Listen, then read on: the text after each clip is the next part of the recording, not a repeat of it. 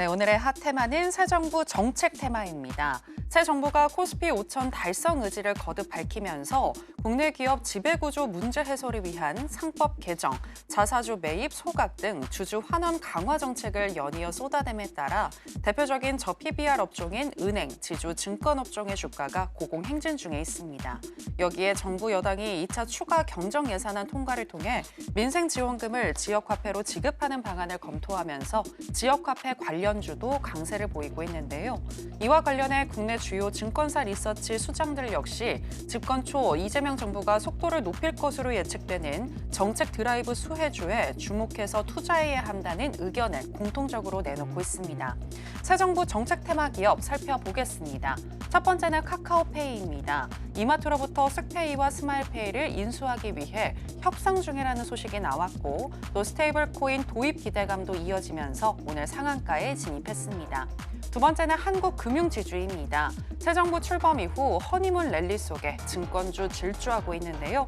한국금융지주는 오늘 3.24% 강세로 마감했습니다. 네, 오늘의 핫 테마는 새 정부 정책 테마입니다. 관련해서 첫 번째 종목인 카카오페이부터 현재 시점에서의 매매 전략 알아보도록 하겠습니다. 전문가님 팻말 준비해 주시고요. 가겠습니다. 하나, 둘, 셋, 빠밤. 매수 사인 주셨습니다. 네, 카카오페이 오늘 정말 시세를 크게 분출했습니다. 상한가에 진입했는데 내일은 어떻게 흘러갈까요? 일단 뭐 10시에 상한가에 안착을 했기 때문에 내일도 일단 뭐 좀 상승해서 출발을 갖다 하겠죠. 자, 일단 이 부분을 좀 말씀을 드리고 싶은데 기본적으로 이제 오늘 사실 이 부분을 많은 분들이 느끼셨었는데 이제 어제 같은 경우에 이제 그동안 코나이나 그런 이제 지역 화폐 쪽에서 이제 오늘 이런 이제 페이 그런 쪽으로 해서 이제 결제 그런 쪽이 오늘 바통을 이어받았죠.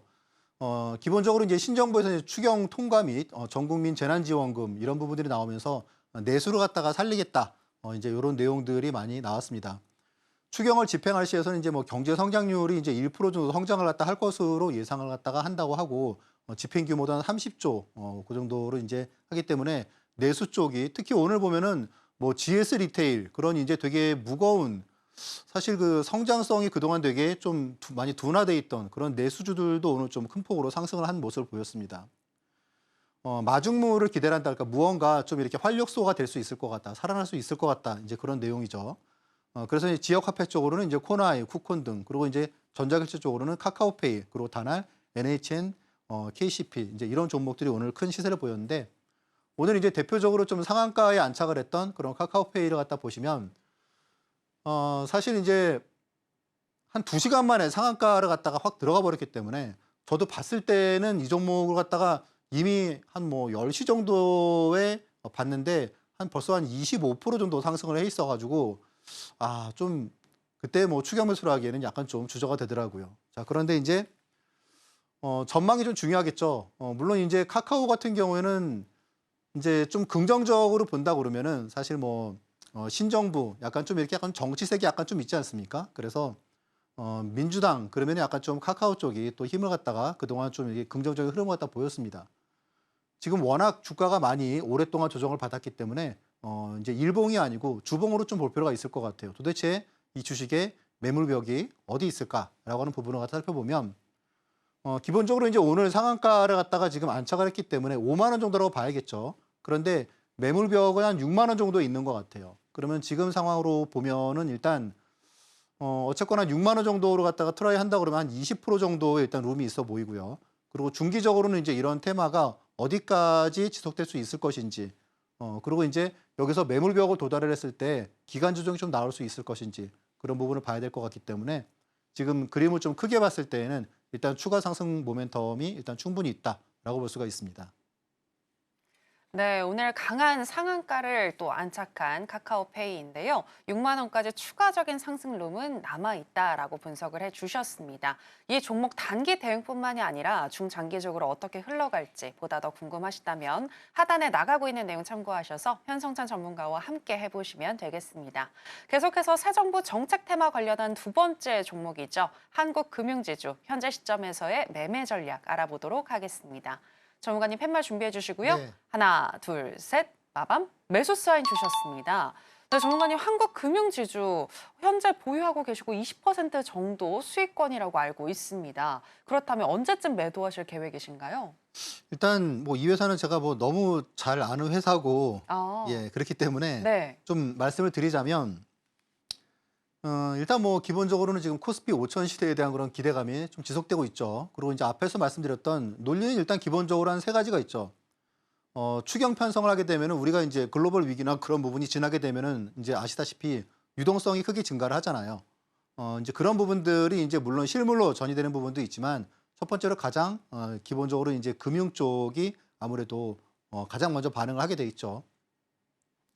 그리고 이제 우리나라의 금리 인하 사이클. 제가 이제 지난번에 한국 금융지주를 이제 그 매수 아이디어로 갖다 드렸을 때에도 그때가 이제 한 10만 원 정도였었거든요. 근데 이제 그때 금리 인하를 갖다 우리나라가 한 게 어떤 신호탄이 됐습니다. 그러면서 그때 이제 증권주들이 되게 불을 뿜었죠.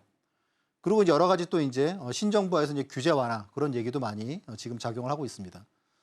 중요한 부분은 이제 좀 밸류에이션을 논하기에는 이른 시점이다라는 지금 이제 증권가의 그 리포트가 나오고 있는데 무슨 얘기냐 하면 워낙 오랫동안 많이 소외되어 있었기 때문에 사실 지금 최근 주가가 한 2배 정도가 단기간에 상승을 했다고 하지만 증권업종이 특히 이제 미래에셋증권 같은 경우에 아직도 지금 PBR이 0.6배 수준이다라고 이제 하는 내용들이 나오고 있습니다.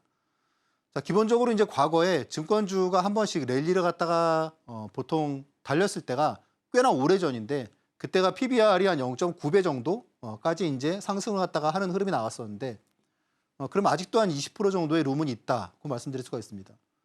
기본적으로 한국 금융지주는 뭐 제가 너무 잘 아는 회사인데 이 회사가 되게 레버리지가 되게 큰 회사예요. 그러니까 어떤 부분이냐 하면 기본적으로 이제 브로커리지도 세고요, 강하고 그래서 이제 위탁 영업에도 이제 그 사실 수수료가 뭐 우리나라에서 뭐 원투 뭐 그 정도고요. 그리고 기본적으로 이제 그 어떤 자산 관리, WM, 펀드 그런 쪽도 강합니다. 아시다시피 이제 전신이 그 한국투자신탁 쪽이기 때문에 그런 자산 관리 쪽에도 강하고요. 그리고 또 IB도 강해요. 무슨 말씀이냐 하면 증시가 강하다 그러면은 그 세 가지가 맞물려서 작용을 하기 때문에 기본적으로 주가가 상당히 강하고 빠질 때도 좀 덜 빠지는 그런 흐름입니다. 지금 차트를 보면 저도 최근에 이제 한 10만 원 정도의 주식을 갖다 편입을 했는데 지금 아직도 지금 주가가 단기간 한 20% 정도 오늘 장중에 상승을 했지만 물론 이제 이번 주 목요일이 뭐 옵션 만기고 그래가지고 좀 쉬어갈 수 있다는 그런 부분은 있는데 제 생각에 지금 증권주를 놔야 될 시기인가라고 이제 물어보면 아직 아닌 것 같다라고 말씀을 좀 드릴 수 있겠습니다. 기본적으로 이제 미래세 증권 같은 경우에도 좀 궤를 달리하는데 미래에셋증권은 이제 과거에 주가가 고점에 비해서는 지금 이제 아직도 반이 안 되는 수준이고 한국금융지주는 지금 이제 신고가를 갖다가 돌파하는 수준입니다. 그래서 지금 대형 증권사 중에서는 좀 가장 강한 흐름이고 지금 현재 미래에셋증권이 시가총액이 한 10조 5천억 정도고요. 그리고 지금 한국금융지주는 한 6조 5, 6천억 정도입니다. 그러니까 한 40% 정도, 한 60% 정도를 차지하는 거죠. 그런데 앞에서 말씀드렸던 미래에셋증권 같은 경우에는 아무래도 이제 미국 주식 쪽이 비중이 상당히 좀 크고 그리고 브로커리지가 상대적으로 좀 약하기 때문에 그래서 이제 아무래도 레버리지 쪽은 이쪽이 좀 더 강해서 주가가 강하다고 말씀드릴 수가 있습니다. 그리고 최근에도 이제 지금 이런 조정 같은 경우가 뭐 미래에셋 같은 경우에는 한 마이너스 뭐 6%, 7% 그렇게 조정이 나왔는데 한국금융지주는 조정이 상당히 좀 약합니다. 그리고 또 이제 그렇기 때문에 뭐 오늘도 지금 음봉이 나오는 게 아닐까 그래도 또 양봉으로 마감을 했죠. 그래서 뭐 지금 상황에서는 지금 매도보다는 일단은 보유를 해가지고 좀 더 가져가는 게 좋다고 생각을 합니다.